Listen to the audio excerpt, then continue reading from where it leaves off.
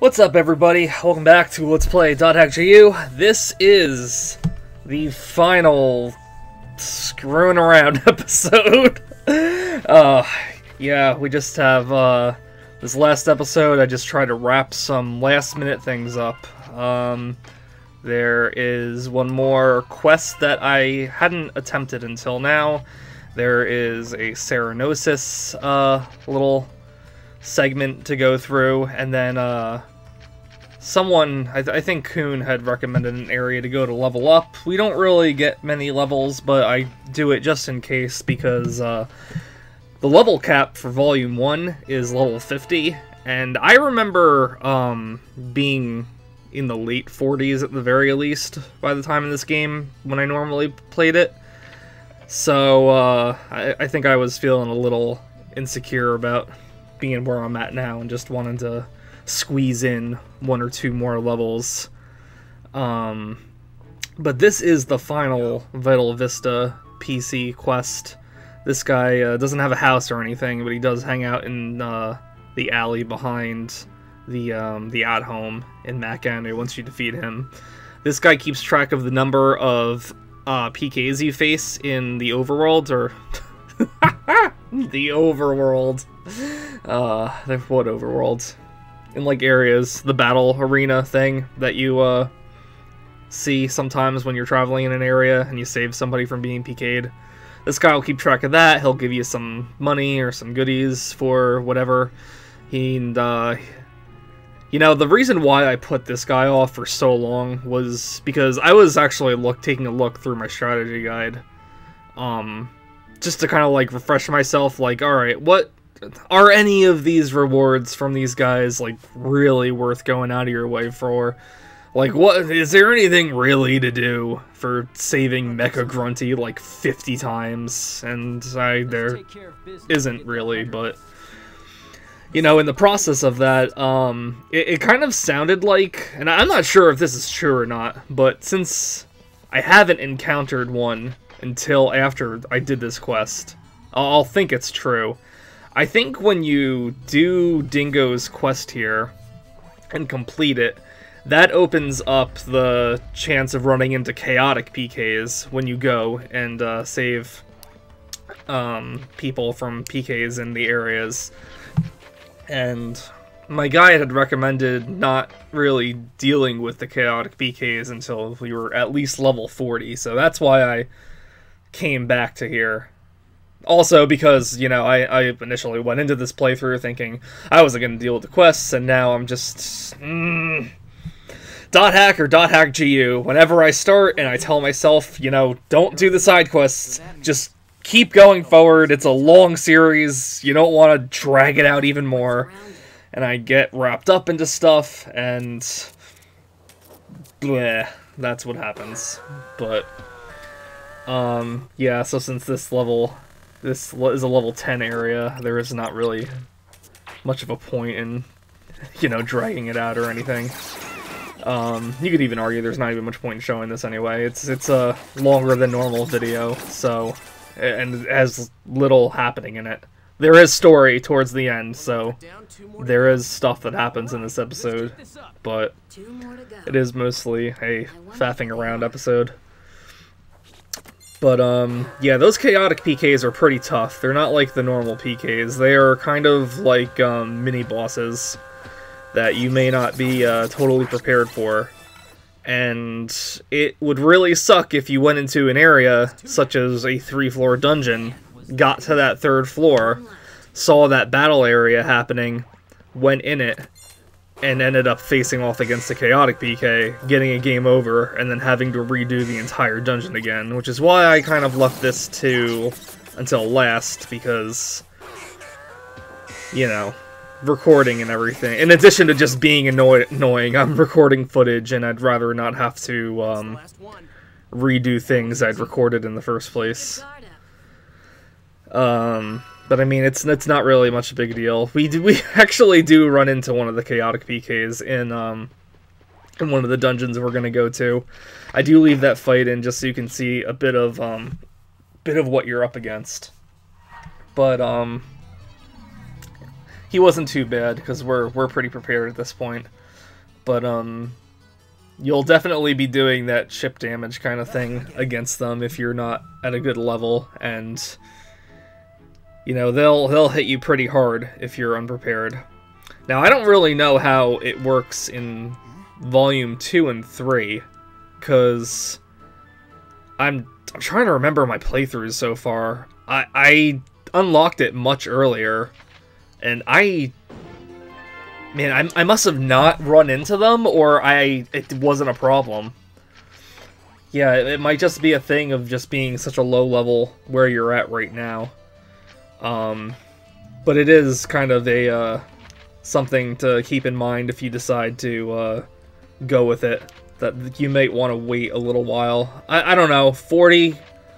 I guess we'll see how the fight goes later in the episode, but 40 might have been a bit cautious for my guide to recommend. Especially since it was introduced so early. I want to say maybe 20 or something like that would be more appropriate. It's not like you'll definitely run into them or anything. It's just a chance, and if you're not feeling the gamble, you can always just skip the battle area. So it's not too big of a deal. I mean, in the end, you don't even have to do it. It's just more ways to pad the game out.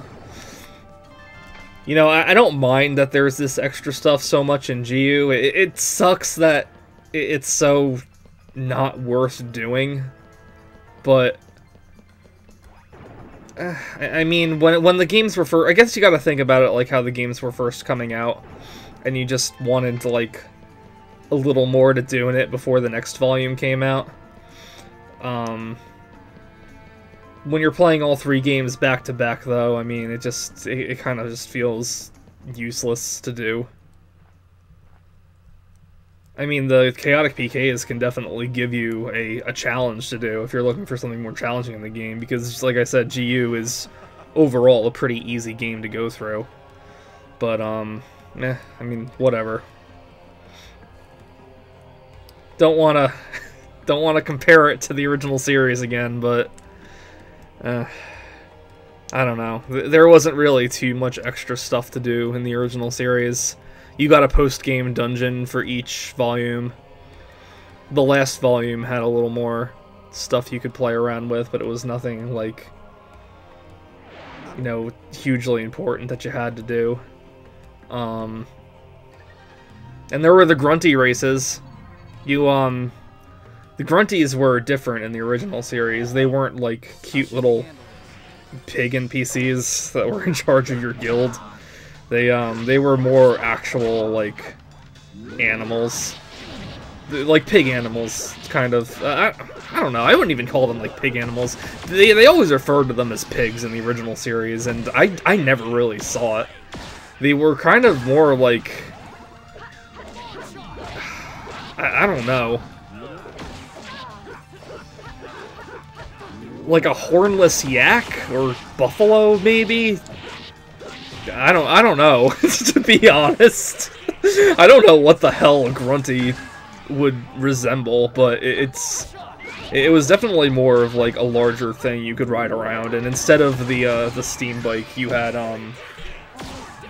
the grunty to ride around on, and each town, except for the first one, had 3 different types of grunties you could ride. And I can't remember, because the grunty race thing started in Volume 2, and I think in Volume 3 they added the ability that each type of grunty has a special feature you can use in the field. Like, one would be able to like sniff out treasure and stuff like that. It was, you know, in the end, like nothing huge, but the grunty races were there to add a little more to the game, but that wasn't really like a post-game thing to do. And in fact, that benefited you, because you can get a ton of items to upgrade your health and your SP. I remember when I was reading like game facts, not walkthroughs, but like I don't know what I was looking up. Maybe like data drain guides or equipment guides or something like that. Side quests, maybe even too. But I know I remember someone had said, you'll have as much HP as a heavy axeman and much SP as a wave master, and it's like, they were like totally right. You were a twin blade class in the first game too, and you know, you had lower than average health and you had average SP, but by the end of it, you know, you really could kind of tackle anything. So that was, but overall, like, the original series didn't have a whole lot to like keep you preoccupied unless you like really wanted to go the extra mile and get your characters up to snuff. There wasn't a level cap in any of those original games either. They'd have the same kind of leveling system as in GU, where you'd get experience points based on your level and the enemy's level. So what would happen was you'd just get to a point where you'd be getting less and less experience per level until you just were getting like 1 experience per enemy, and it was just like, why even bother too much? I know at the end of the first game, you were probably going to be around level 30. I think the highest level I ever got was 37, and that I must have been on like a file where I really went out of my way for everything. Because I used to be like such a cringy, like, you know, completionist. Oh, hold that thought. So this is that chaotic PK. This is the first of that blacklist. They'll usually have a fancy title in their name. It's funny, this guy, Greedy Cervantes, was involved in a quest in Volume 3 that I just did. Oh wow, we're still doing like... Well, I don't know, it's making that sound like it's chip damage, but he's still like staggering when we hit him. But, let's see. He's also like the first of them, so it's not too bad, but... It looks like we're having a pretty easy time with him. Yeah, I'd say you could like try this earlier. Hard to really gauge if like 20 is fine or not, but you know, that's just like something to keep in mind, because it can be like a potential game over for you if you're not prepared for it. It may be something you want to avoid doing until later in the game, if you want to do it at all. But yeah, anyway, I used to be such like a, I had to do, like, whenever I would replay the game in high school, I had to, like, make sure every character had, like, the max level armor they could possibly get, and in the original series, that max armor usually came from data draining certain types of, like, rare monsters and stuff like that, and it was, like, a rare drop. So, you see how many characters we get in GU. You know, I guess that's kind of par for the course for the first volume, and they just keep adding more and more in each one, so I'd do that, and you really don't have to. I don't know why I thought that. I guess because that's how I did it my first playthrough, because I was waiting until, like, the next games came out, or until I could get the next games. So, and, you know, I just, like, had to make the, you know, each subsequent playthrough just like my first one. When I really didn't have to at all, but I don't know, that was old neurotic past me. Now I'm just like... I think at some point in Volume 2, I go to like Pyrrhus or Syllabus's armor to like give them something, and I haven't changed it since I first got them in my party, and it's like, oops, oh well.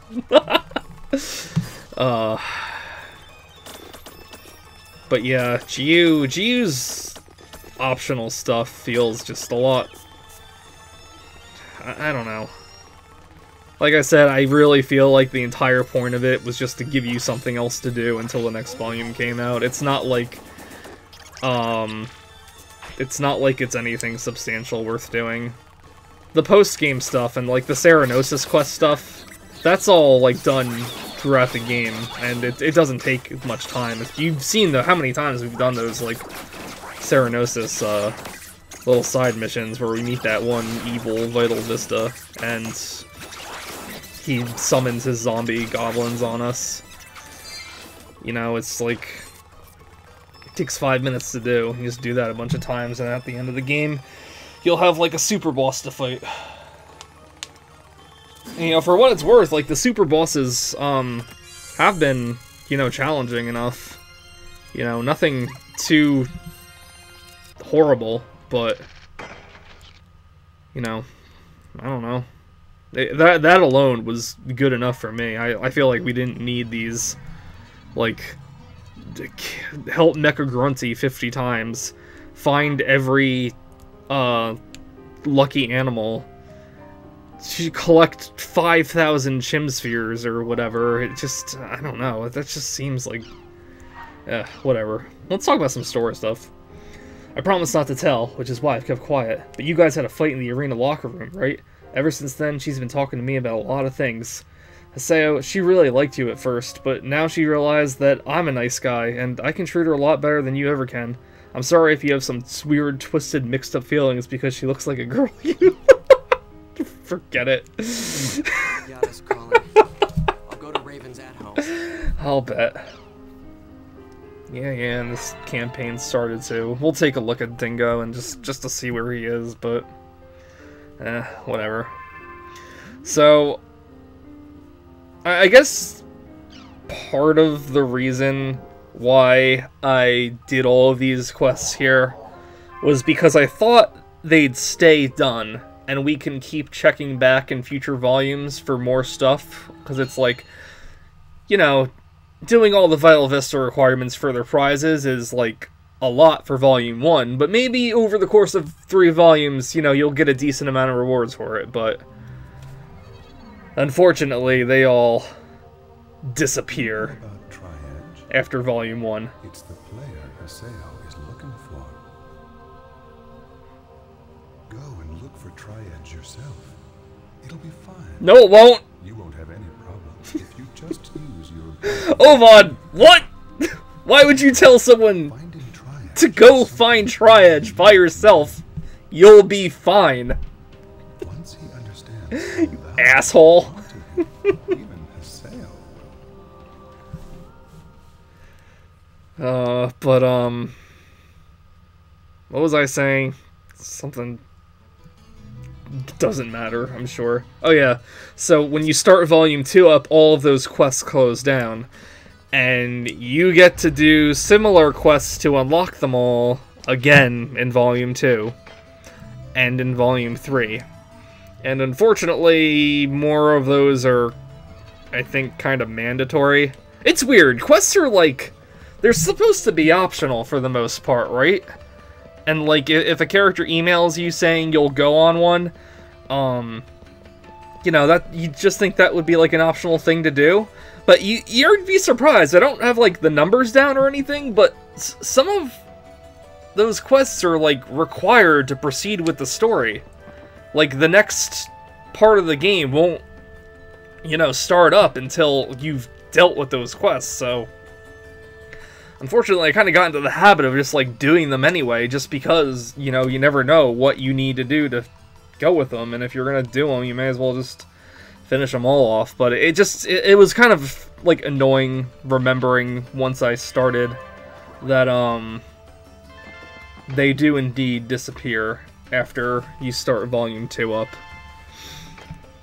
And, you get new towns in each of the games, too. So, you'd think, you know, they'll be in the new towns, but they're not. Well, first of all, I said before, Mac Anu is way too big for its own good, despite being, like, atmospheric. Oh, it's 500 gems. Well, you know, whoop-de-doo, same difference. But no, the towns in the next 2 games are a much more, like, reasonable size. But, unfortunately, they do not have any of these homes for Vital Vistas, so...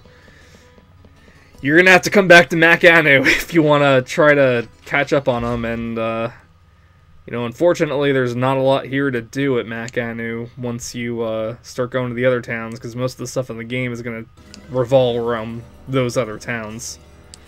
But anyway, let's stop talking about quests and listen to something with a story. What do you want? Can't you see I'm busy? Nice to see you too, jackass.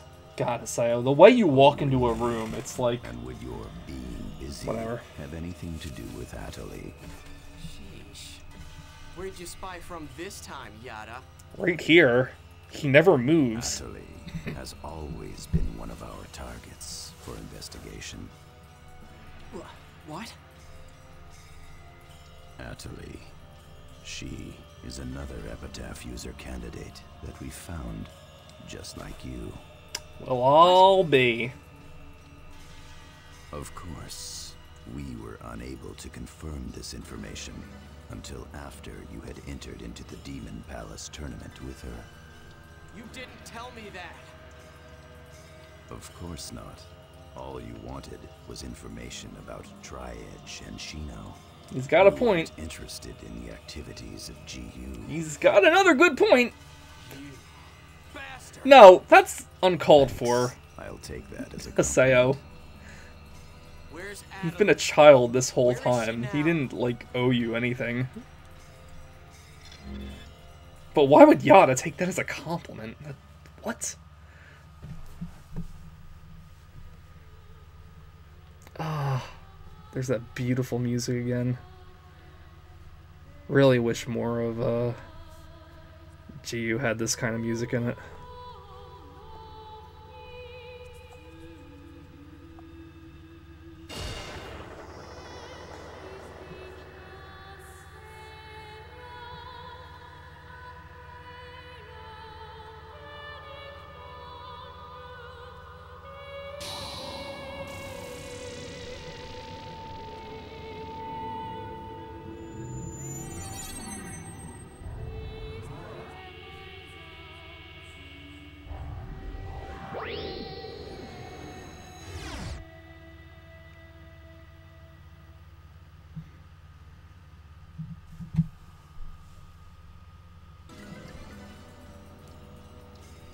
This is it. Huh? Immediately after she returned to Makanu from the tournament crowning ceremony, she used the Chaos Gate to transfer herself to another area. But there are no records in the system of her whereabouts after that. She hasn't logged out of the game, but we haven't been able to find her location within the system either. It seems like her character is outside of the normal parameters somehow. Where did she go? The area word she input in the Chaos Gate was Delta Hidden Forbidden Bulwark. She went to the lost ground of Morag Barrow. I have given orders to Pai and Kun. Take the two of them with you and investigate the matter immediately. Damn.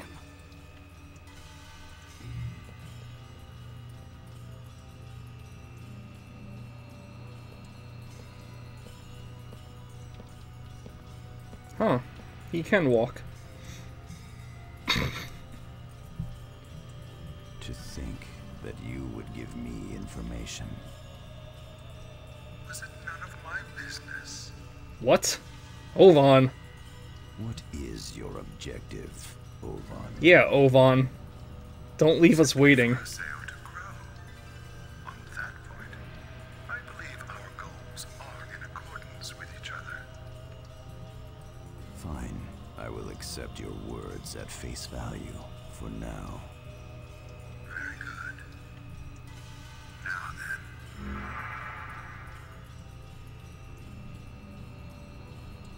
For Haseo to grow up. Oh. Interesting. Is it, though? Like... Man, Ovan, I sure hope your goal isn't something stupid and convoluted that doesn't really make a lick of sense in the long run. But this is it, guys.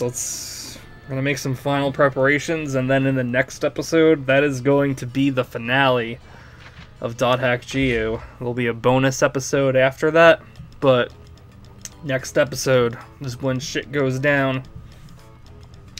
So, what better way to celebrate than having this goofy music? Yeah, it's weird. It's weird seeing how we're like almost at the end of the Volume 1 section here. You know, it's been fun making these videos again. I don't think I've mentioned it before. I used to make Let's Plays. I dabbled in it for a few games, like back in like 2013, but I was kind of losing interest in it at that point, and there was like that. I guess that's like when a lot of the copyright stuff was, you know, going around and threatening to like close channels down and everything like that, and I kind of like had a paranoid moment. I took all those videos down because, I don't know, I liked the channel name or whatever, and I didn't want to lose it. Which was stupid because when Google Plus merged with YouTube or whatever, I guess I lost that channel anyway. And I had to redo the channel with the same name. So I'm lucky I got it back, I guess, but I don't know, it's been fun editing these videos. I don't know though, it's... I wish if I don't know, it's not like I'm like getting back into Let's Playing or anything, like as a regular thing, although if something strikes my interest, maybe I will, because, you know, I do like editing videos a lot, and I'd like to learn more about it, actually. I wouldn't mind, maybe trying to like find some better editing software and just kind of like fooling around just to like learn stuff.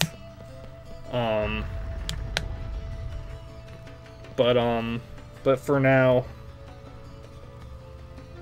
I kind of wanted just to get the .hack.gu Let's Play up. Some kind of trouble, huh?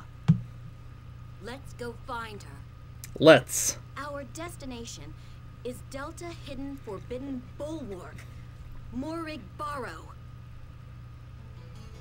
You gotta love how, no matter where you are in .hack.gu, they will always remind you where you're supposed to go. See you guys next time for the finale, alright? Have a good one, and I'll see you then. Bye.